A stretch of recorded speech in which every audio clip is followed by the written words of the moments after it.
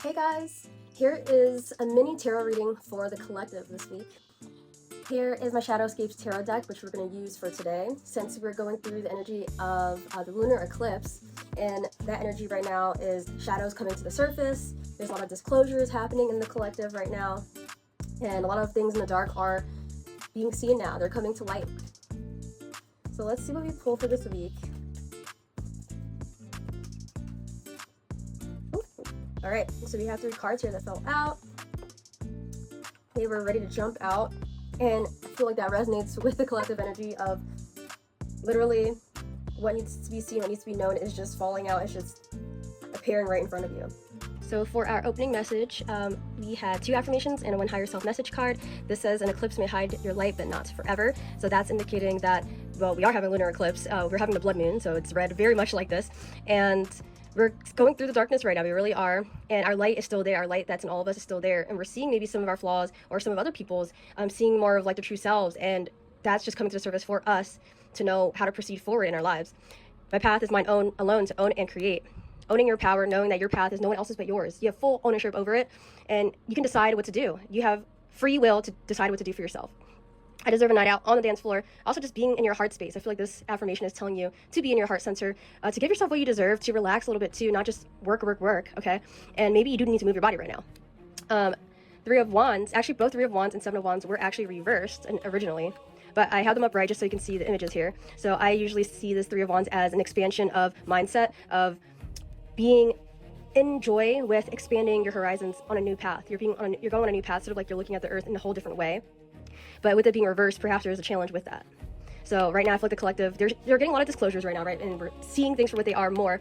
But we're having a little bit of challenge right now with these revelations, these realizations that we're having. And we're being called to speak truth and to express ourselves, to expand our awareness. Just like how, there's a spaceship up here above the earth that's honestly watching, protecting, guiding us as well. And the 7 of Wands is you being in your power, feeling connected to the divine spirit. 7 of Wands. 7 is a number of inner wisdom. So you see here, this is more of a feminine energy right now. And the whole collective is tapping in more into the feminine energy. We're starting to empathize a little more. We're starting to connect more to spirit, God, universe, whatever word you like to use. And this is stepping fully into that power, that sovereignty, going onto your path, giving yourself what you deserve, taking actions that you need to take, and feeling strong and sovereign with it, feeling that full confidence in it, but listening to your intuition first and foremost. It's in reverse, because there is a bit of a challenge with that as well, right? So in our collective, like, we're needing to connect more to the spiritual self. These are needing to be flipped upside down, right? Turned around. And the shadows right now are making it feel upside down, but we're meant to tap in soon. We're meant to tap in, well, not even soon, just like now. So let's dive a little deeper with our main cards here. All right, we're connecting things together. Things are coming out. We're getting more creative. So now let's tap in with our 3 cards here that fell out for the collective here. So we have the 5 of Swords, 8 of Pentacles, and the 9 of Wands reversed. The 5 of Swords shows a challenge as we're going through change right now, of course, with the collective, and there's a bit of a challenge with that. And it's like we are fighting the shadows. As you can see, the black goose here, right? It's sort of like, I don't know if they're geese or what, but there are these birds that are representing like the shadows within the collective, and we're like these warriors. We're like these light warriors that are battling the negative entities that be in this collective. And depending on where you are in your spiritual journey, you could be totally confused about what I'm talking about when I talk about spiritual entities. But even just thinking about your daily life, the swords here has to do with your mind, right? Our challenges usually is with our mind. And a key phrase I feel like saying right now is, the matrix is more our mind rather than a place we need to get out of. So the matrix is more of a prison within your mind, and I feel like that's the change that the collective is going through right now, currently as we speak. We are the light warrior here that's working to fight these shadows and face them, see them as for what they are, and maybe even not even just seeing it as fighting, but maybe it's a togetherness of recognizing the shadows, seeing where they come from, and working with them.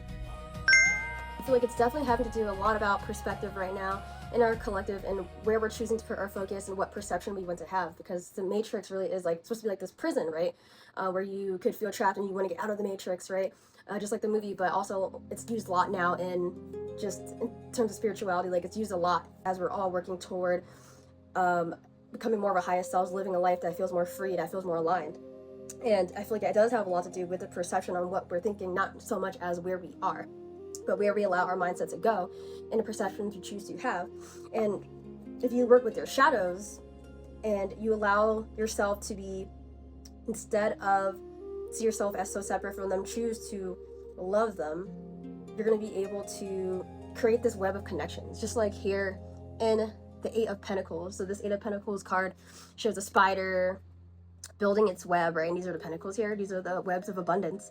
So if you're able to work with your shadows to then, instead of tear them down as well, which is like this constant battle, you shine a light on it and you choose to build it up with light here. You can choose to be able to inspire yourself, motivate yourself to do what brings you joy. And that's part of where our shadows let us know that we're probably missing that. We're lacking that in the collective. So this is showing you to take your time with building, with creating.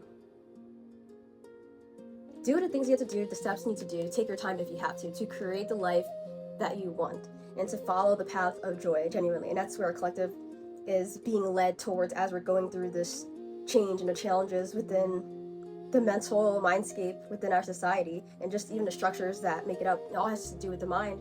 It all has started from the place of the mind. And last year we had the Nine of Wands, right? But it was reversed.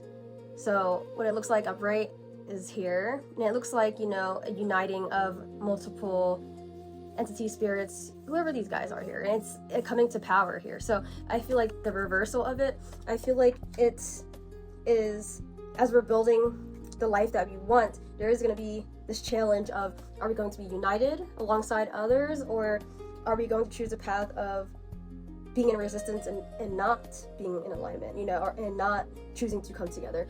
And it's this transformation on a collective level spiritually for all of us to realize that we are the oneness, and to come to that united place. It, you know, oftentimes starts like one person lighting the spark for someone else, and it sort of reminds me of that, you know, it's like lighting a torch for each other. So it's really beautiful. I love this. I know that it's reversed, and I feel like that initially can be seen as a negative thing, but it's just meant to help us see that the mindset, choosing to shift that yourself, you can see it as it's upside down so that I can turn it right side up, you know, and see those areas where there needs to be work, to see where there needs to be change. And that's why reversal cards can be so powerful, honestly. All right, I'll be placing the definitions of each of these cards in the book and what descriptions that they have so that they can give you more insights as well. I'll be putting it in my Awakening Alchemist channel, so make sure to follow that channel. It's free to do so, so you can find it on my page. It'll be right under my bio on my Instagram page. Peace, one love. You got this, y'all. Follow your hearts and then connect to others.